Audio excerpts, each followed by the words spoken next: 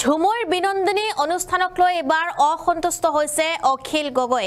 অখিল গগৈ চৰকাৰক বিচাৰিছে উত্তৰ, কিয়নো এই অনুষ্ঠানতে বিশ্ব ৱৰ্ল্ড ৰেকৰ্ড যেটো গঢ়া হৈছিল আৰু সেই ৱৰ্ল্ড ৰেকৰ্ডৰ অনুষ্ঠানত বহুতো মেট্ৰিক পৰীক্ষাৰ্থীৰ লগতে হায়াৰ সেকেন্ডাৰী পৰীক্ষাৰ্থীয়ে অংশগ্ৰহণ কৰিছিলে, ভাগ লৈছিলে আৰু সেই সকল পৰীক্ষাৰ্থীয়ে যেটো বঞ্চিত হৈছে পৰীক্ষাৰ পৰা আৰু এই প্ৰায় 6000 পৰীক্ষাৰ্থী সকলক এতিয়া কেনেকৈ তেওঁলোকে পৰীক্ষা দিব সেই কথাৰ উত্তৰ দিব দিছে চৰকাৰক দাবী কৰিছে। এই উত্তৰৰ দাবী জনাইছে এবাৰ অখিল গগৈ।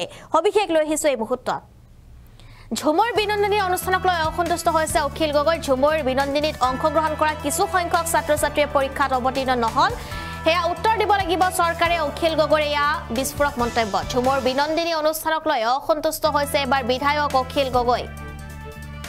চাহ জনগোষ্ঠীৰ ছাত্ৰ-ছাত্ৰীৰ শৈক্ষিক জীৱন ধ্বংস কৰাৰ অভিযোগ অখিল গগৈ আৰু বাতৰি কাকতৰ দুহাই দি বিধানসভাত মন্তব্য অখিল গগৈ। ঝুমুৰ বিনন্দিনীত ভাগ লোৱাৰ বাবে মেট্ৰিক পৰীক্ষাত অৱতীৰ্ণ নহল প্ৰায় 6000 পৰীক্ষাৰ্থী। বিষয়টোক লৈ ৰাজ্য চৰকাৰে ৰাজহুৱা বিবৃতি দিয়ক বুলি অখিল গগৈৰ মন্তব্য। অখিল গগৈ দাবী জনাইছে ৰাজহুৱাকৈ বিবৃতি দিয়ক আৰু এই পৰীক্ষাৰ্থীৰ বাবে বিশেষ HSLC পৰীক্ষা অনুষ্ঠিত কৰাৰ আহ্বান অখিল গগৈ। অখিল গগৈৰ বিস্ফোৰক মন্তব্য, বাতৰি কাকতৰ দুহাই দি বিধানসভাত মন্তব্য অখিল গগৈ। আৰু ঝুমুৰ বিনন্দিনীত ভাগ লোৱাৰ বাবে মেট্ৰিক পৰীক্ষাৰ্থীসকল অৱতীৰ্ণ নহল, প্ৰায় 6000 পৰীক্ষাৰ্থী অৱতীৰ্ণ নহল মেট্ৰিক পৰীক্ষাত আৰু তাৰ বাবে কোন দায়ী এতিয়া উল্লেখ কৰিছে অখিল গগৈয়ে। ঝুমুৰ বিনন্দিনী অনুষ্ঠানক লৈ অসন্তুষ্ট প্ৰকাশ কৰিছে এবাৰ বিধায়ক অখিল গগৈ। ঝুমুৰ বিনন্দিনীত অংশগ্ৰহণ কৰা কিছু সংখ্যক ছাত্ৰ-ছাত্ৰীয়ে পৰীক্ষাত অৱতীৰ্ণ নহল, তাৰ উত্তৰ দিব লাগিব চৰকাৰে। অখিল গগৈৰ এয়া বিস্ফোৰক মন্তব্য। ঝুমুৰ বিনন্দিনী অনুষ্ঠানক লৈ অসন্তুষ্ট হৈছে বিধায়ক অখিল গগৈ। চাহ জনগোষ্ঠীৰ ছাত্ৰ-ছাত্ৰীৰ শৈক্ষিক জীৱন ধ্বংস কৰাৰ অভিযোগ অখিল গগৈৰ। বাতৰি কাকতৰ দুহাই দি বিধানসভাত মন্তব্য অখিল গগৈৰ। ঝুমুৰ বিনন্দিনীত ভাগ লোৱাৰ বাবে মেট্ৰিক পৰীক্ষাত অৱতীৰ্ণ নহল প্ৰায় 6000 পৰীক্ষাৰ্থী আৰু এই বিষয়টোক লৈ ৰাজ্য চৰকাৰে ৰাজহুৱা বিবৃতি দিয়ক বুলি তেওঁ উল্লেখ কৰিছে। এই পৰীক্ষাৰ্থীৰ বাবে বিশেষ HSLC পৰীক্ষা অনুষ্ঠিত কৰাৰ আহ্বান অখিল গগৈৰ। মন্তব্য আছে সেয়া শুনাবলৈ এই মুহূৰ্তত চেষ্টা কৰিম।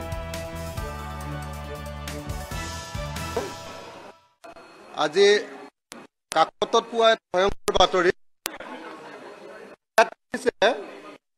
ঝুমুৰ বিনন্দিনী অংশগ্ৰহণৰ বাবে মেট্ৰিকত অৱতীৰ্ণ নহল 6 সহস্ৰাধিক। দৈনিক অগ্ৰদূত কাকতত এটা নিউজ আহিছে যে এবাৰ হাইস্কুল শিক্ষান্ত পৰীক্ষাত 6756 গৰাকী ছাত্ৰ-ছাত্ৰী উত্তীৰ্ণ নহল। এইটো এটা ভয়ংকৰ খবৰ আৰু তাৰ ভিতৰত 6000 মান ছাত্ৰ-ছাত্ৰী চাহ বাগানৰ আৰু তাৰ বেছিভাগে ছাত্ৰী। কৈছে যে ঝুমুৰ বিনন্দিনীত অংশগ্ৰহণ কৰিবলৈ অহাৰ বাবে এইবাৰ মেট্ৰিক পৰীক্ষাত 6000 মান চাহ বাগান আৰু আদিবাসী ছাত্ৰ-ছাত্ৰীয়ে এইবাৰ মেট্ৰিক পৰীক্ষাত অৱতীৰ্ণ হ'ব নোৱাৰিলে। কিমান হয় কিমান নহয় মই ভালকে নাজানো, কিন্তু ইয়াত একদম স্পষ্টকে লিখিছে যে ঝুমুৰত অংশগ্ৰহণ কৰিবলৈ আহি এনেকৈ 6000তকৈ বেছি ছাত্ৰ-ছাত্ৰীয়ে তেওঁলোকৰ এই বছৰৰ কাৰণে হেৰুৱাই পেলালে। মেট্ৰিক পৰীক্ষা তেওঁলোকে দিব নোৱাৰিলে। গতিকে এই বিষয়টো এটা ভয়ংকৰ খবৰ। মেট্ৰিক পৰীক্ষাৰ সময়ত ঝুমুৰ আয়োজন কৰাটো নিশ্চিতভাৱে সুস্থ কথা। ঝুমুৰ আয়োজনত আমাৰ কাৰো আপত্তি নাই, বৰং আমি সকলোৱে আদৰণি জনাইছিলো যে চাহ জনগোষ্ঠী আদিবাসী নিচিনা এটা নিপীড়িত জাতিক যদি এনেকৈ এক্সপ'জ তেতিয়াহ'লে সেইটো ভাল খবৰ।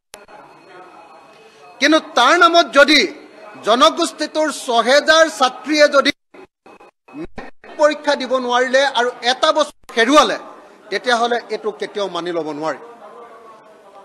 গতিকে এই বিষয়টোৰ ওপৰত অসমৰ মুখ্যমন্ত্ৰীক ৰাজহুৱা বিবৃতি দিবৰ কাৰণে আমি আহ্বান জনাইছোঁ নাম্বাৰ 1 নাম্বাৰ 2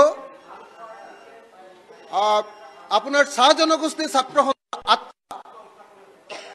আদিবাসী ছাত্ৰ সন্থা আশা সদৌ অসম ছাত্ৰ সন্থা অসম জাতীয়তাবাদী ছাত্ৰ যুৱ ছাত্ৰ পৰিষদ আৰু অন্যান্য যিবিলাক ছাত্ৰ মুক্তি সংগ্ৰাম সমিতি যিমানবিলাক ছাত্ৰ সংগঠন আৰু বামপন্থী ছাত্ৰ সংগঠন আছে আইবিলাককে মই বিনম্ৰভাৱে এজন বিধায়ক হিচাপে আহ্বান জনাইছোঁ যে এই বিষয়টোৰ ওপৰত তদন্ত কৰাৰ ব্যৱস্থা ল'ব লাগে